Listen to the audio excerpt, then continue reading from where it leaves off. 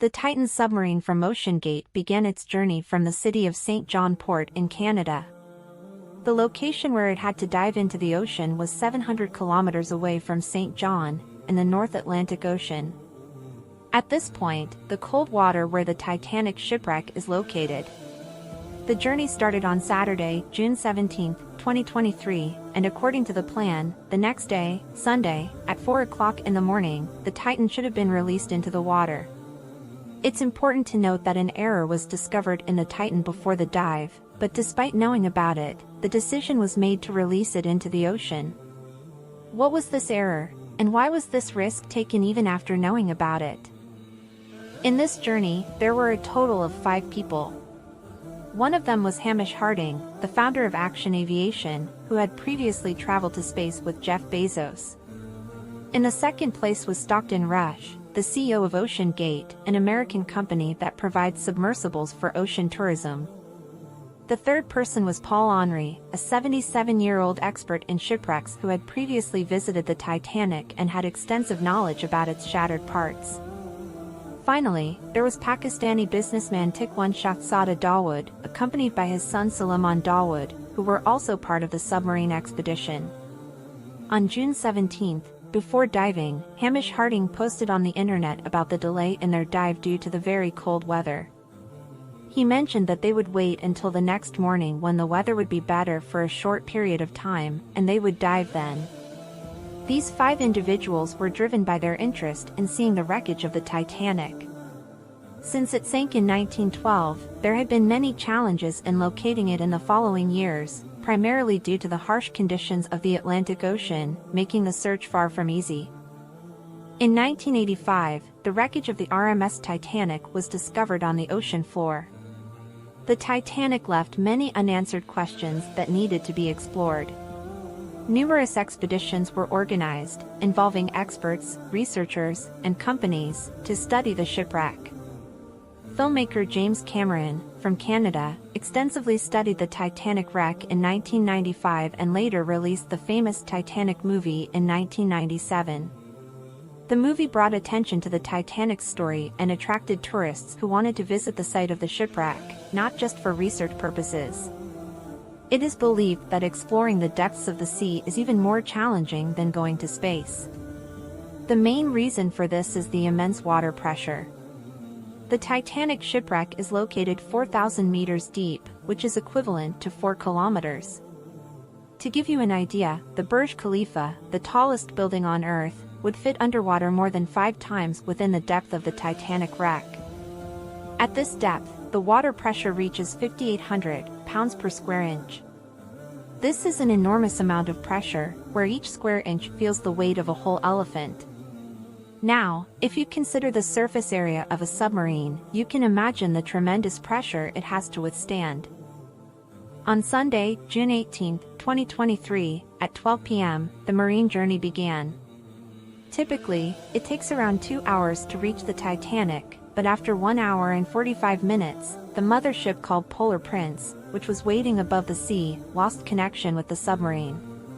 Since the connection was lost just 15 minutes before the expected arrival time at the Titanic, it indicated that the submarine was very close to it. At the depths of the ocean where the Titanic rests, sunlight cannot reach, and it is always dark. It's normal for wireless signals to break at this depth, so this issue wasn't initially taken seriously. The entire trip was planned for 7 hours, from 12 p.m. to 7 p.m., with the expectation to return, but when 7 p.m. came and there was still no connection with the Titan and it hadn't returned, the crew on the mothership started to worry. The Canadian research vessel, Polar Prince, initiated a search for the Titan, and at 9:40 p.m., they contacted the U.S. Coast Guard and requested assistance. The following day, Monday, both U.S. and Canadian ships and helicopters launched a search operation in the area. They not only searched on the ocean's surface, but also used sonar scanning to explore beneath the water. Commercial vessels in the area were instructed to report any information. The research continued for the next 2 days, but there was no sign of the Titan. However, hope was rekindled once again. On Wednesday, June 21st, at 6 o'clock in the morning, the research team heard voices coming from the depths of the ocean, which were detected by the underwater radars. Immediately, remotely operated vehicles, ROVs, were sent in the direction of the sound, but at that time, there was still no news about the Titan. The fear of losing the Titan forever was growing because the submarine had enough oxygen for 96 hours, which is equivalent to 4 days, and 3 days had already passed. However, the US, Canadian, and French search teams did not lose hope. On Thursday, June 22nd, at 12 p.m., the ROVs were sent near the Titanic wreckage, and upon reaching there, they witnessed a heart-wrenching scene. At 3:48 p.m., the ROVs near the Titanic wreckage spotted the tail of the Titan, located 1,600 feet away from the Titanic itself. The Titan, which was sent to explore the Titanic wreckage, had now become the focus of attention worldwide due to its own wreckage. This indicates that the submarine could not withstand the water pressure and imploded at the ocean's depths. This news spread worldwide, raising questions about the safety measures of Ocean Gate. The CEO of Ocean Gate, Stockton Rush, who also lost his life in this incident, had mentioned in 2021 that while creating the Titan, he broke some rules. Instead of using steel, he opted for aviation-grade carbon fiber, as he wanted to bring new innovations to the industry. Before its initial launch, the Titan underwent testing for pressure ranging from 5,000 to 10,000 psi, which it successfully passed. However, experts believe that in the ocean, there are various types of forces at play, including not only pressure but also the speed of water caused by waves. Additionally, due to the darkness, there is a possibility of the submarine being struck by a large rock or a massive ocean creature.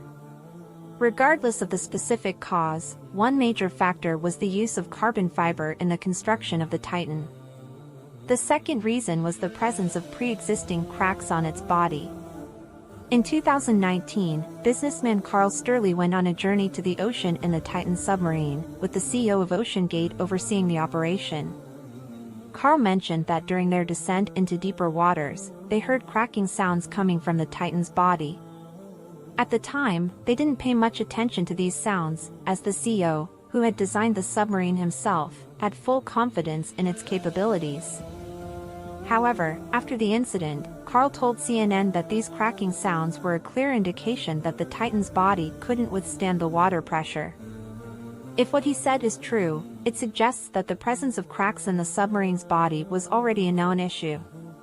In 2018, an executive from Ocean Gate raised concerns about the use of fiber body materials in the Titan, stating that the true capabilities of this material would only be known when the submarine exploded.